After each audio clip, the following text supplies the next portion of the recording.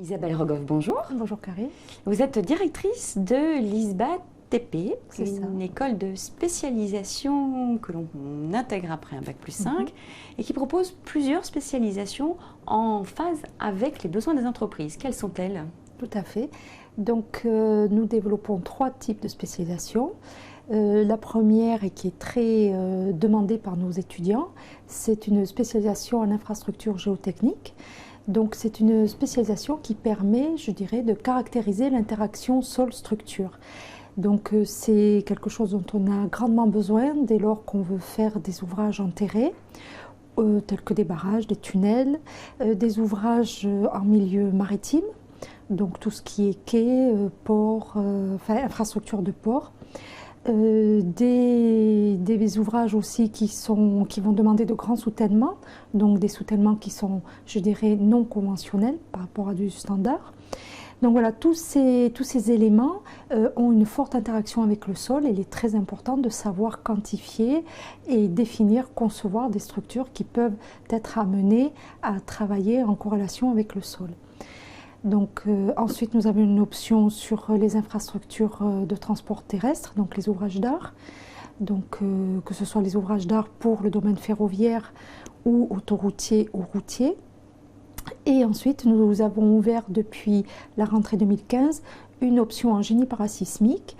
Et c'est très particulier parce que cette option fait suite à une évolution réglementaire du zonage sismique en France.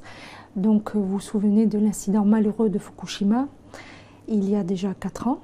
Donc suite à ça, les autorités françaises ont revu le classement sismique de la France, surtout vis-à-vis des bâtiments industriels, des bâtiments à risque, des bâtiments nucléaires.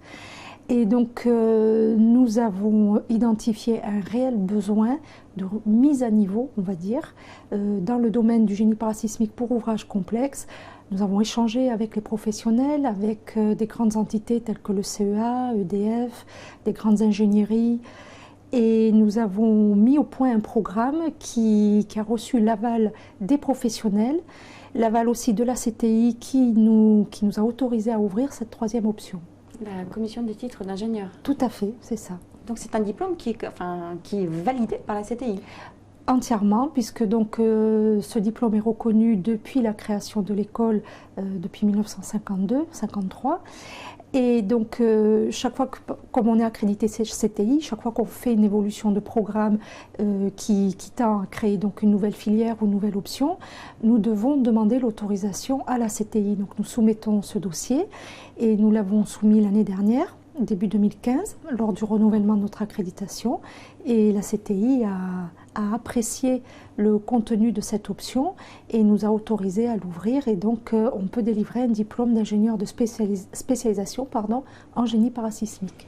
D'où viennent vos étudiants? Ils ne viennent pas tous du Sérail, du BTP Vous avez un panel. Quels sont les profils recherchés? Alors, les profils, avant tout, donc, comme nous accueillons des bac+5, il est nécessaire que ces étudiants aient un socle scientifique qui corresponde aux sciences de l'ingénieur du génie civil. Donc, à minima, il faut que ces étudiants maîtrisent la mécanique, la résistance des matériaux, et puis après, ils peuvent très bien découvrir ce qui fait vraiment le cœur du génie civil lors de notre formation. Mais nous accueillons aussi des ingénieurs qui ont déjà suivi une option génie civil dans leurs écoles initiales et qui viennent donc chercher un approfondissement, un perfectionnement chez nous. Quand les autres viennent chercher une doublée compétence très prisée, je Totalement. suppose. Par exemple, on reçoit tous les ans régulièrement des ingénieurs issus de formation mécanique. Donc ces étudiants-là, effectivement, vont pouvoir acquérir une double compétence. Et ça, c'est très apprécié dans le milieu du génie civil, notamment avec l'évolution des techniques, l'évolution des métiers. Un ingénieur qui serait à la fois mécanicien et génie civiliste pourrait faire valoir ses compétences de façon très intéressante, par exemple pour être un ingénieur méthode. Les grands groupes apprécient ce genre de double compétence. Il ne vous reste plus qu'à construire votre avenir. Isabelle Rogoff, merci beaucoup. Merci Karine.